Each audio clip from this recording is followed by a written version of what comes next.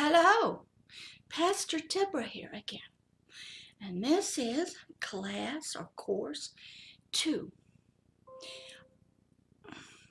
of the King's International Spiritual Care University. We are in the section called Basic. All of these courses, classes, videos that I'm going to be presenting to you is sort of very basic foundational things for you to consider, to research on for yourself, to learn about, and then come to your own decision about what do I believe.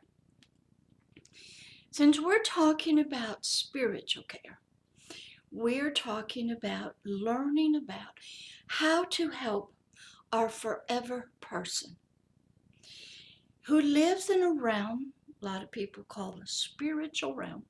It's unseen. It is in this body of dirt, and it is here on planet Earth. Now, when I began this back in 1995, I was just coming out of a profession, a mindset, a belief, concepts, ideas, statistics of how to help people, which we looked at on video 1. That you first have to know, discover, realize that you have a deep, divine purpose for being here in this world at this time. I had to learn that I was called to help people. Now, in the first tape, the first video, first course, you heard about how I got started in that as a licensed mental health counselor in the state of Florida, and who was nationally certified clinical mental health counselor. And I was proceeding with that purpose that I knew I had to help people. I got my licensure, got my malpractice insurance, got employed in different places, also went into private practice, learned the insurance business, learned about the employee assistance programs, learned about self-pay, learned about bookkeeping, accounting, record keeping, note taking, learned a lot about how people are evaluated for, say, Social Security disability, how they are tested to see if they have any mental health disorders, worked with people who were suicidal in psychiatric hospitals, worked with people who had multiple personalities, who had severe depression, post-traumatic stress disorder, childhood abuse. And at the same time, I was volunteering with hospice, learning how to go through the dying process, volunteering with children's areas, and at the same time, being a member of a Christian denomination, going to the churches, learning how, whatever classes they had on anything, I took. And so I was growing and learning. And then in about 95, my deep inner calling through the voice of the one who gave it to me, call it a higher power, God the Most High, the creator of the universe, had told me to put down all of that way of thinking, believing, understanding all the concepts of how to help people from that world and learn how to help people his way. Now, I did not know at the time that what all that meant, but these classes that I'm going to introduce you to is going to be sort of scratching the surface on all of my learning, my training, my testing, my personal experiences to show you if you are going to help people either in the world's way, mental health, social work, psychiatry, psychology, nursing, case management, that takes a lot of information, a lot of training, supervision, a lot of continuing education, a lot of conferences, a lot of certificates, lots and lots of training just to help people that way. So I knew it was going to take a lot to learn how to help people in a different way. So where I began was first I recognized I had concepts, beliefs, I had foundations in me from the world of helping people. I had pursued them, was licensed by them. I had worked in that field. And that's okay. Some people are called and purposed to do that. And they do it well, and they do it professionally, and they help people. Nothing wrong with that. And so we need those people out there, just like I was, helping people. Now, why did I get called to go into a deeper level? Was that why I was born? I guess so. But when I was asked to put down one way of thinking, believing, understanding, learning, and helping people from one way, and learn another way, I was immediately challenged on what do I believe. I was going into some very deep subject matters, and all of us will do that. And you will be challenged in what you believe, your concepts. You might even come up directly against your faith, the concepts, the doctrines of the faith that you are involved with, that you believe in. It doesn't matter if it's from the Jewish perspective, the Islamic perspective, the Shia perspective, the Hindu perspective, the agnostic perspective, the atheist perspective, the Catholic perspective, the Protestant perspective. It does not matter. You will be challenged if you choose to help people in a different way. My story is I was a member at this time of an Assembly of God church. I had been a member of a Lutheran church, and before that, Southern Baptist. And when I was a young child, when we were living on military bases, you went to the church on the base. And the Catholics would have a service at one time. The Jewish would have it at another time. The Islamic would have it at another time. And the Protestants would have it. You never knew the denomination of the Protestant preacher. You just went. So I grew up sort of non-denominational. And I get out. My father retired, and we stepped off the military base into the community, which I grew up never really knowing how to be a community member, never really fit, because the community was more thinking of just their little portion, where I had been raised in an officer's family that thought globally, internationally. I had international military officers in our home for social events. In my master's with Troy State University, I was in a class with all men. who were at Maxwell Air Force Base taking a 9-month program that my father was teaching in at the Allied Instructor School. I was with military officers from all around the world who were going to be instructors. And one of my earliest stories is having people from Greece, Ethiopia, Saudi Arabia, Vietnam. This was during the Vietnam War. Actually, this is a strange story. I took, personally, the second in command of the Vietnamese army that we were helping during the Vietnam War. He was a number 2 general. He'd come to America to take classes. He'd come to our home, and there was always social parties. Being an officer's daughter, you had to learn how to go to the officers' club. You always had to know how to dress and talk to international people.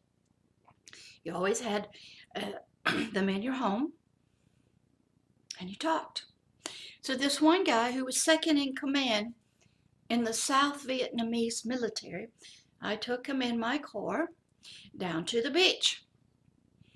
I have had international relations with people from the world in the military, our allies and partners, in trying to help people be free.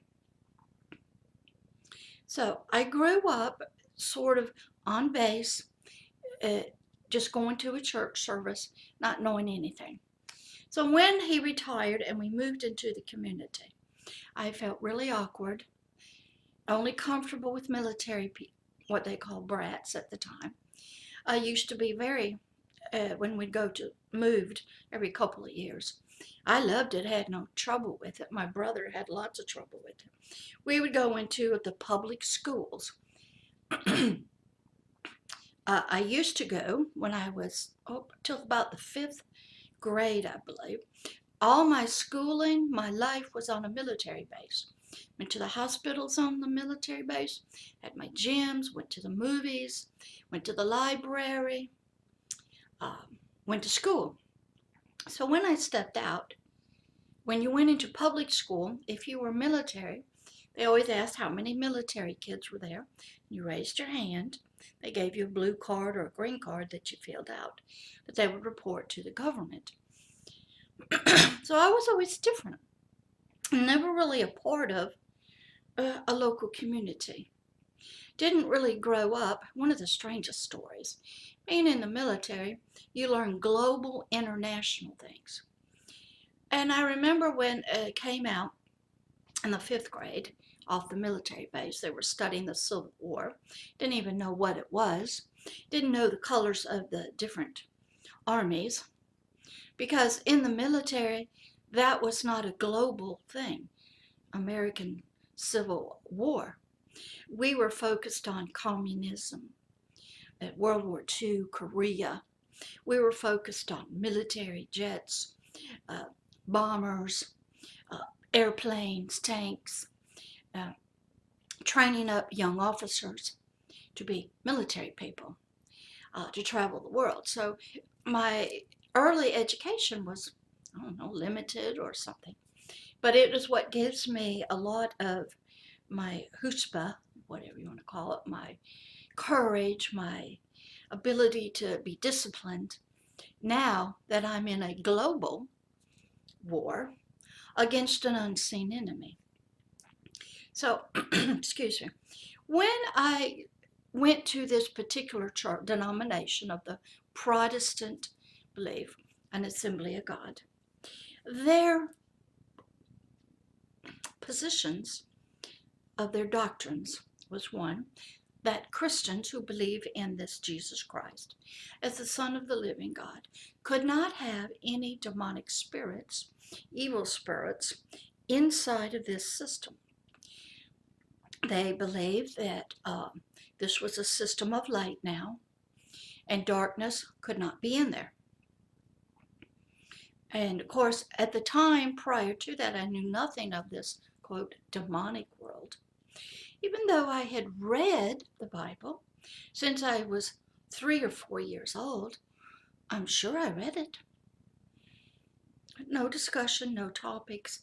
It So you read it, but you don't read it. You don't hear it. You don't, nothing. So once I put down my mental health license, and I picked this up about learning how to help people in a different way. And as on tape 1, I told you, I went through all the Sunday school classes of the church, trying to find where I belonged. I wanted to learn. I needed to learn. And I found that class where a lady was teaching on spiritual warfare, spiritual deliverance.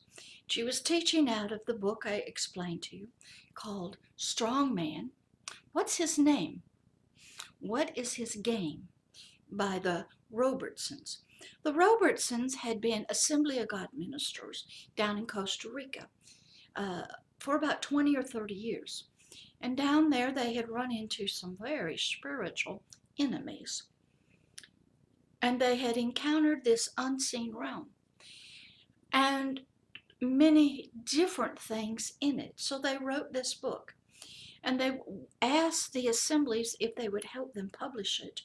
But because assemblies' official position doctrine did not believe that, especially Western Protestant Christians of this could have these, this was not truth. This was erroneous. And many, many people that I studied later had no training in it, your Assembly of God ministers.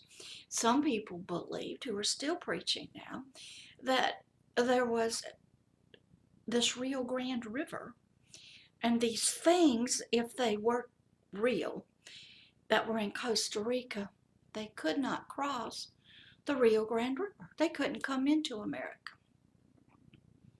Other people that I learned believe that this realm, this world, these things that the Robertsons had talked about, which we'll go into maybe in another video, were not really what they would call fallen angels from a long ago kingdom. They were actually human spirits of people who had died before there was even the first humans on the planet, and before there was anything, they call it a pre-Adamic race of people. And they believe that those people died, and that what was down here in this unseen world, harassing people, tormenting people, speaking to people, showing up, doing some weird stuff, was this excuse me, it's kind of early in the morning for me, but I'm trying to get a lot of taping done, was a pre-Adamic race of people, of humans, that had died, but went extinct, but their human spirits never left the planet. And they are roaming around down here, trying to get back into a human body, because they don't have one anymore. So I ran into that. And boy, was I confused. Now remember, I'm coming in wanting to help people the Lord's way. Now the Lord knew what my concepts were, what I had been taught, what I believed in. Excuse me again. And He knew where I had to start. You always are going to start when you are going to help people from a spiritual care way. And you're going to have to ask yourself a question. What do I believe? So when I decided to pursue this schooling of helping people in a different way, I found it where I began in this Sunday school class with this book. Now in the book, we will go through it, and we'll go through the 16 or 17 different strongmen. We'll talk about them, because this was my very early beginning. I would read this about, we'll use the first one. There's something in there called the spirit of fear. And the Robertsons took all of this out of the Christian Bible. So I went and looked up the scripture. I went and looked up the word in a dictionary. I still use it today, of what the word spirit meant, what the word fear meant. Then I went and looked up every scripture, every saying from the concordance of spirit. Every scripture. Then I went and looked up every scripture that had the word fear in it. And I wrote them down in notebooks. And then if there were, I would get on YouTube and type it in and see if there was a pastor, a preacher, a teacher, somebody teaching on it. I would go to Christian bookstores or just Amazon or Barnes and Nobles, and I would look for books. I needed to hear information, true stories. I'm gathering data, gathering information. Okay? So I'm just doing this privately on my own. I'm not talking to anybody. Just reading, researching, looking up words, watching sermons, watching things on YouTube, watching movies, looking for true stories about this. There's some excellent ones out there. Of course, we all know about, I can't remember, oh goodness, about deliverance, about demonic spirits. There's one about Emily Rose, where a Catholic priest studied the Catholic church's beliefs about this. They have what you call exorcist. I used to watch a guy named Bob Larson on TV. I think he's still out there. I would go and study what the Catholics believed about it. I'd studied history. Even went back to the Egyptians.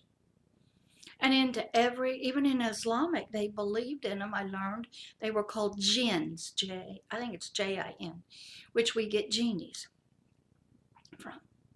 The Egyptians believed in demonics in the underworld.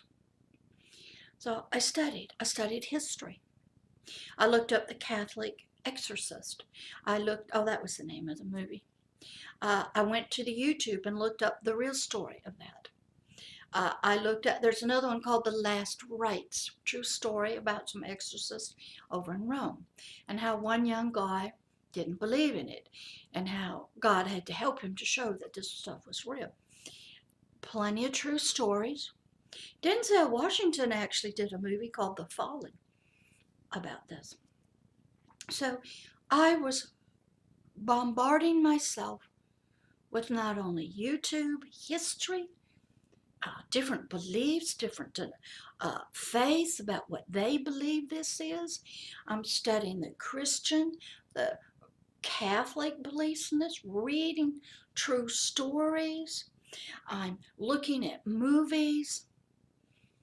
Okay, I'm getting every kind of information in. Because remember, I'm in a denomination at that time that did not believe that if you were a Christian, you could not have these on the inside of you. They were not your problem. They had a statement that they couldn't cross your belief in Jesus. So I'm in this class. I'm listening to this lady teach. She was called the Deliverance Coordinator. She had a team in this church. She's teaching out of this book. So, of course, I go get the book and I start reading it.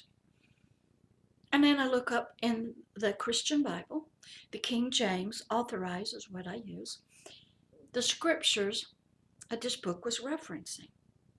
And if I didn't know what a word meant, I looked in the dictionary. And I got to a strange place.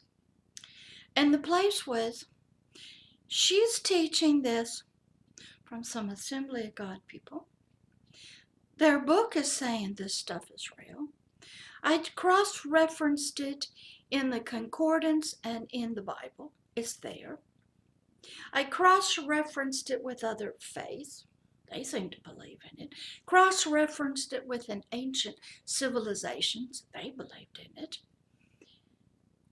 And I came to a dilemma.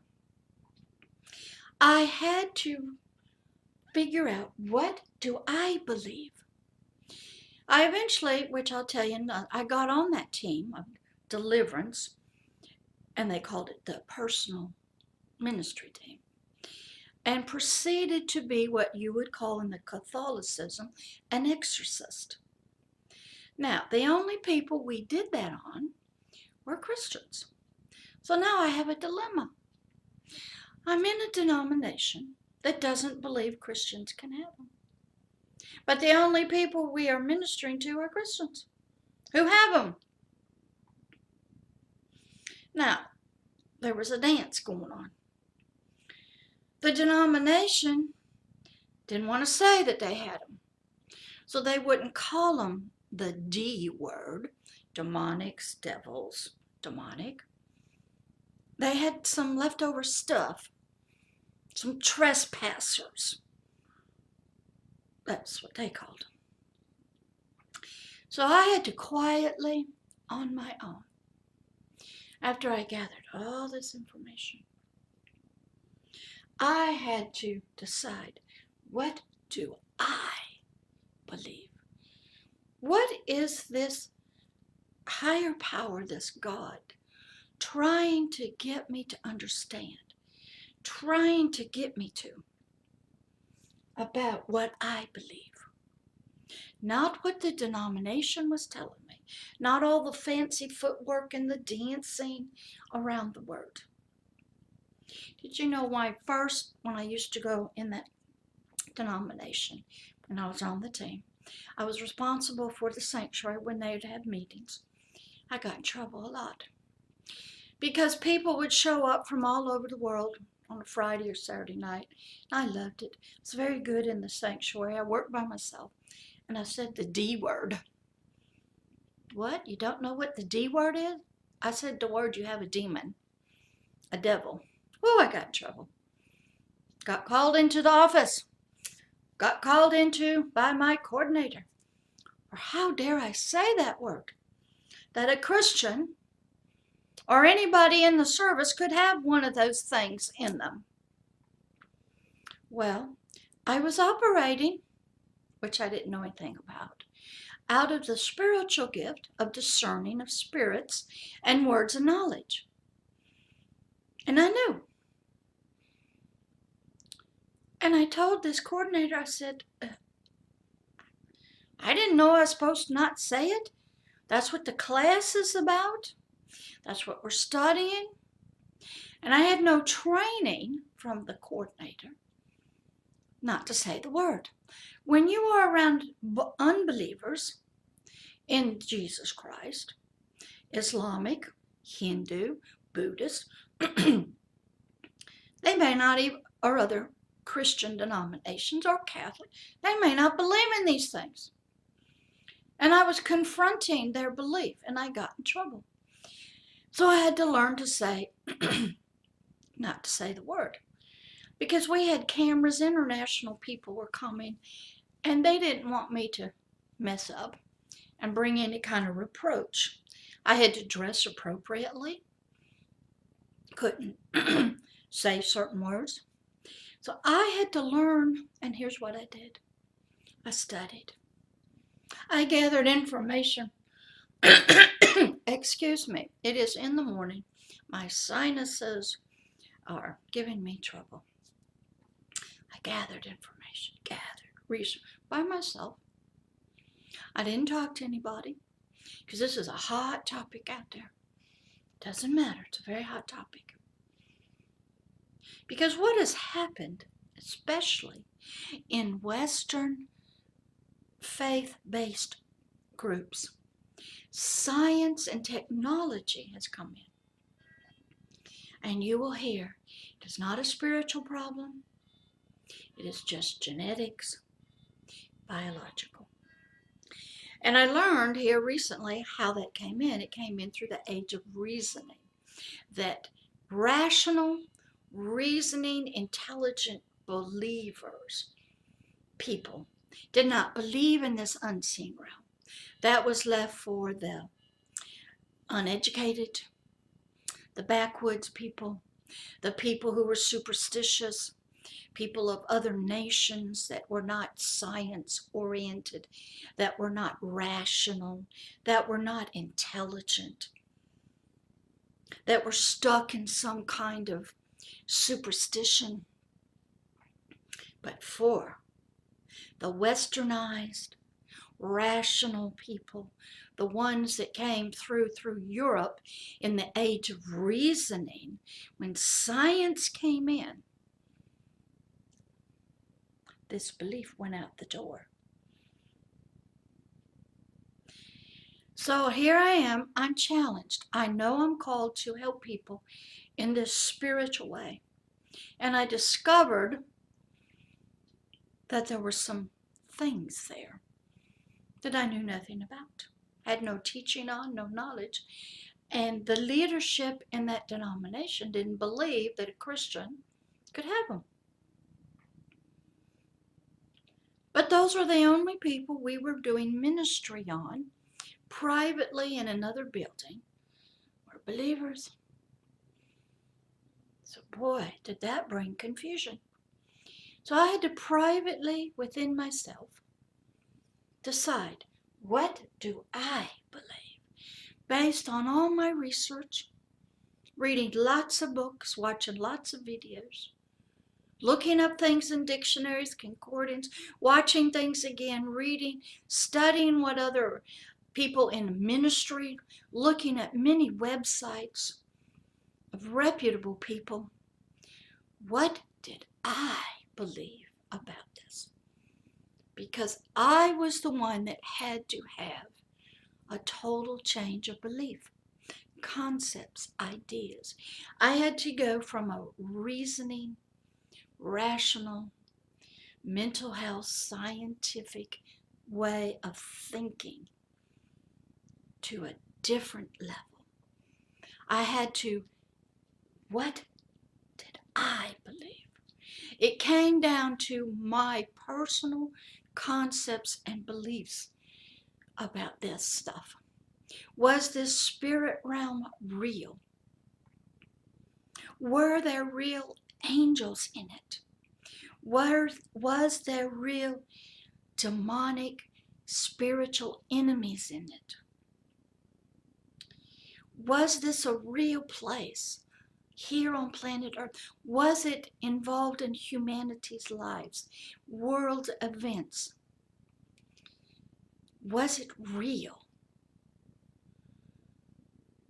I had to first come and challenge myself. I had no discussion groups with anybody. I didn't call somebody, even on the team. Hey, what do you think about this? I didn't do that. I stayed to myself.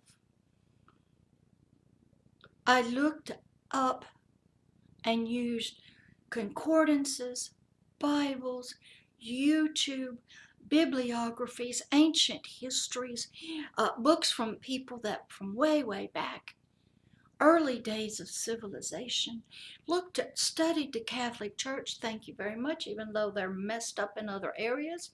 At least they believe in it. I studied that. And eventually I had to come to my own conclusion. What did I believe? Because I couldn't go any further in helping people this new way until I had a solid foundation of what I believed.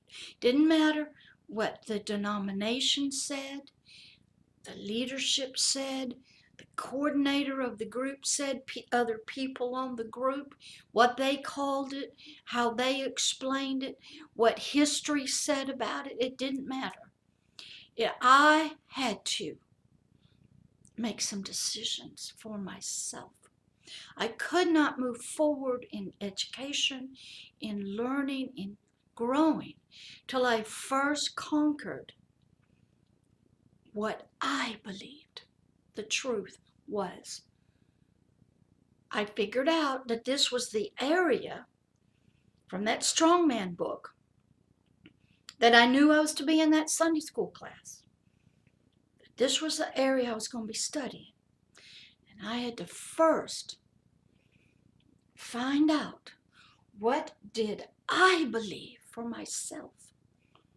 Because if I did not believe that this was the way and it was true, then I couldn't study. It would mean nothing to me.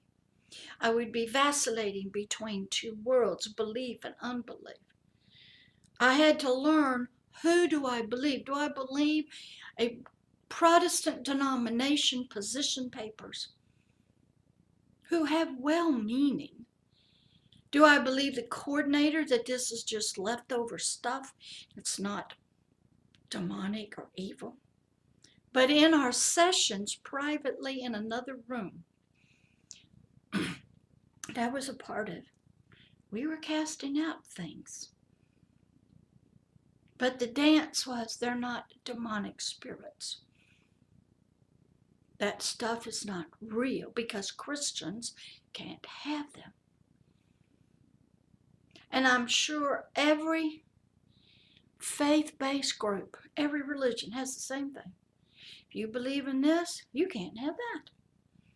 Because if you believe in this, you can't do this. But I was faced with it.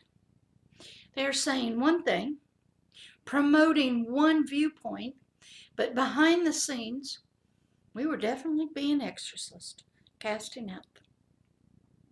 And we were calling out the names of these spirits from the strong man. But out in public and even among ourselves, Christians could not have these.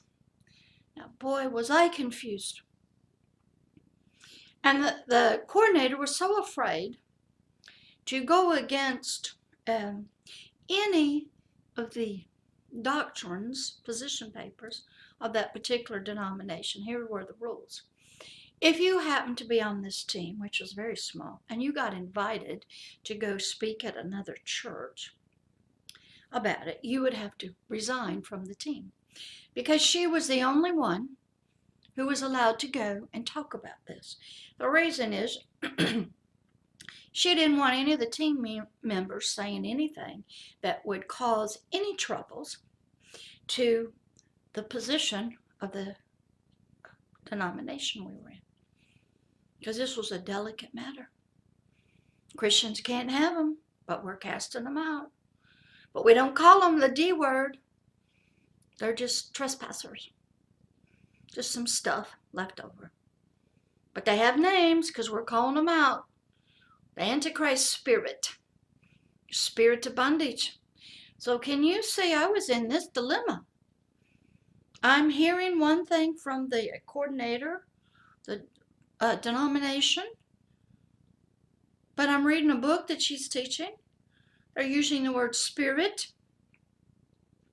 but they're saying Christians can't have them. They're not real. They lost all their power, but we're casting them out of people. And I'm sitting here going, oh. So I took it upon myself to do my research, do my reading, learn, explore, discover, rediscover. And I brought in many different sources because I personally had to know, what did I believe? Doesn't matter what they said. Doesn't matter what they're teaching me. From all the evidence, from all of the sources. And then what I'd do, I'd go into prayer and I would say, okay, I've looked at this book, I've watched that movie, I've checked this ministry out. Now what's the truth? What am I dealing with? Is this where I'm supposed to be studying? Is this real? Does this exist? But yet I've got authority figures telling me it doesn't. It's not real. It's not what the Bible says it is. We don't have to do that anymore, but I'm doing it. So I was caught in this whirlwind of confusion. So I quietly and privately did my research. And I prayed, did more research. And eventually I came to the conclusion that what did I believe was true? And it came to be that there is a world and a realm in the spirit that is real. It is here on planet Earth. It can be inside of a person. It is affecting everything. Wait till I tell you some more stories about things. And this world had good things in it. We'll call them angels, good angels, wonderful angels, good blessings. Some people call them energies, forces, good things. And it had some bad stuff in it. And there was a lot of different terms for it. And these two, good and bad, were here. And they could be inside a person. And a person not even know it. So once I got to that point of what do I believe? And I didn't discuss it with anybody. I didn't sit down and offend anybody. I didn't challenge anybody. Of course, there wasn't a lot of this Facebook and all this LinkedIn stuff, but I didn't challenge anybody. I said nothing, even to the people on the team. I just kept my mouth shut and studied. And I had to come to my own personal belief. What did I believe? What did the Bible back up? What did history back up? What did the Catholic Church back up? What did ancient civilizations back up? What was the truth that I believed? And then from that position, I could proceed in learning. But until you come to that for yourself, and you do major research, and you study, and you ask yourself, what is it that I believe about spiritual care? Is the spirit world real? Is there a real spirit for every person inside of a human? Can that person be affected by mental health, by abuse, early childhood trauma? Can it be affected by spiritual things? Is it affected? Is that person the one that leaves its body in a near-death experience that we hear about? The ones that say they go on up through a tunnel and they go up and see their family up in heaven, but they come back. Is that the realm we're in? Is it the realm where most people believe the Bibles, the Qurans, the words from these prophets of God come from? Even Muhammad said he saw an angel, a being not of this world. Is that real?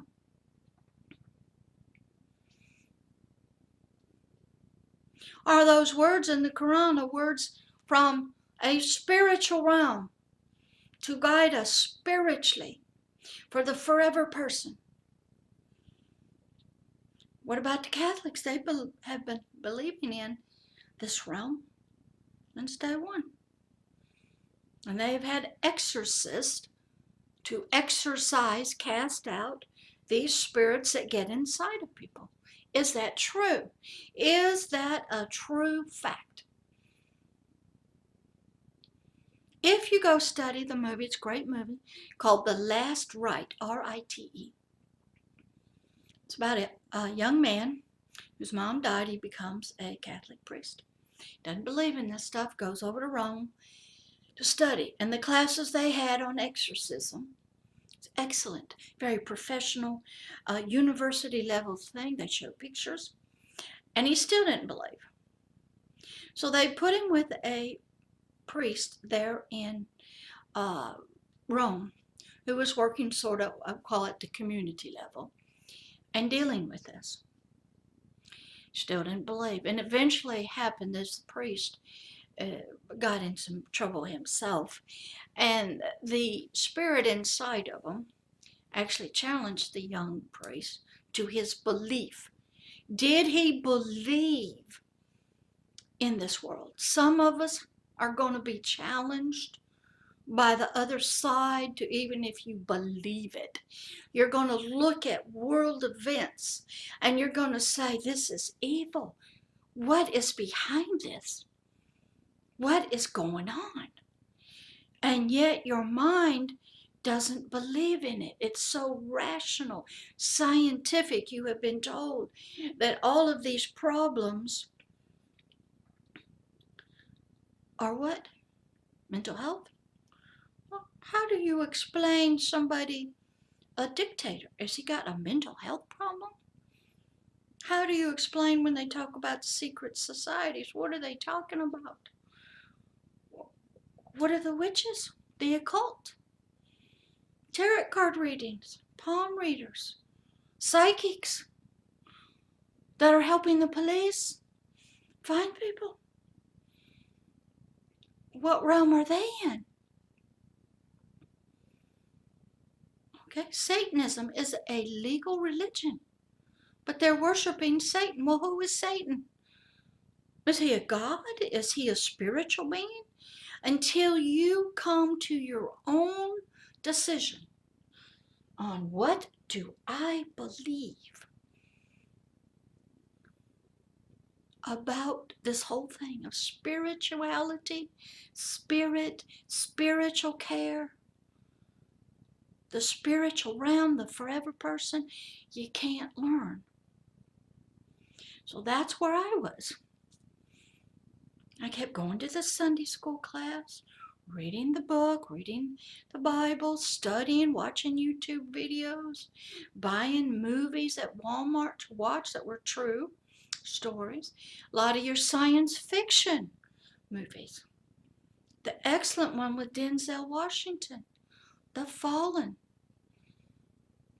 At least he's talking about it. He's a Christian man. Do you think he goes and makes a movie about evil spirits? He's trying to help you to learn through his movie making. Excellent movie, The Fallen with Denzel Washington. We see it in fairy tales, fairy godmothers, evil wicked witches. We see it everywhere. The Lord of the Rings, superheroes. There's a realm out there. We also have this belief in us that we want to believe that we are like Superman. We're from another planet. And when we get here, we have a good heart, but we're indestructible. But we sort of have to keep our identity concealed. That's why we love the superheroes. But they got some super duper powers. Some of them, like the Fantastic Four from somewhere. And yet we don't think it's real. Because then the other part of society is telling us your problems in society. Okay? They don't know what causes dictators. They don't know what causes tyranny. Why do people want to throw any god out of a government? Why do people want to control their citizens? And then when the citizens want some kind of freedom, they're willing to beat them up with their military. Is that a spiritual issue? How did those dictators get like that? Is that a mental health issue? Are they having a mental health breakdown? How do we explain substance abuse? So we have many, many different ways of trying to explain humanity and its problems. I just learned, and I had to set one set of beliefs down. Now I'd still use them because they are valid and they are still here. The physical body gets out of control. The mental and the emotions get out of control. We have a mess. But there was this one other level I knew nothing about it, didn't know the rules about it, didn't know anything about its existence, what's in it, how it works, how it relates to me, how it relates to earth. I had to go to study. But the first place I had to begin is, what do I, myself, believe? So that's where I want to start videotape 2, course 2. Begin to look, what do you believe about spiritual care, about this realm? And I hope you take your time and explore it. You can email me at pastordeborah@agapeloveishere.org. I'm on LinkedIn. I have a full website at www.agapeloveishere.org. That's where I began. And it was very hard, very lonely, because I couldn't talk to anybody. Didn't want to offend anybody. Didn't want to openly challenge them. I just studied, and inside of me, started making some changes. That's all I did. And I just learned. And I used many, many different sources, many wonderful ministries and books and true stories. I think I said on the other one, there's people that have been in these realms. They've come out and they've talked about it. Joanna Michelson, Lambs to the Slaughter, Rebecca Brown, the Strong Man, what's his name? Pigs in the Parlor. A lot of excellent book. There's a lot of true stories. One that really helped me to understand it was called Michelle Remembers. Excellent. Then there's another one that deals a lot with this called Suffer the Child. It's one that a lot of your psychiatric people will read, but they ain't going to talk to you about it. And then there's a lot of true stories about people growing up in witchcraft, the occult, and seeing that side of it. And they're out there, they're out on the internet. You type it in, you'll find ministries, articles, you'll have discussions about it. There's true stories. The Catholic Church believes in it. No, they don't make, big deal out of it. They just teach a certain priest, and they have them around the country. They're called exorcists. Okay? In the Protestant church, they're called deliverance ministers or personal ministries. In others, they might be called different things. Some of them are getting into spiritual names. Okay? But they're there. And it depends on how you talk about it and you present yourself and the language you use on whether it seems to be an acceptable thing. Because you can't get way off. Back in the 1980s in America, this deliverance sort of stuff got way off. And what happens is when the spiritual enemy thinks you're getting too close to truth, and he'll make some of us get weird. So people will think it's a weird thing and it's not true, and you'll back off and you will not deal with this. And you will not see this as a problem, a source, and you'll return to your belief that this is just mental health, substance abuse. We don't know. It is evil, but we don't know what causes it. We know there's something wrong, but we don't know. It must be a mental health problem. And that's where he wants you to stay. So if you get too close, you'll get threatened. You'll feel pressure to return back there. And you'll get in trouble. You have to learn how the language, what to use, what not to use. So you can stand before peoples and kings and nations and governments and talk. Whether it's an Islamic kingdom, Hindu kingdom, a kingdom like China that has no king, no God, whether it's a little village, whether it's this denomination, that denomination. A lot to learn. You have to learn about the forever person, the spiritual gifts it uses, what happens, a lot to learn. But this one, ask yourself, what do I believe about spiritual care, helping people, and this realm that I can't see called the spiritual. And once you sort of start going there, and you're looking and you're researching and rediscovering, and you take time, don't rush, take time to ponder, think, pray, go back over it again.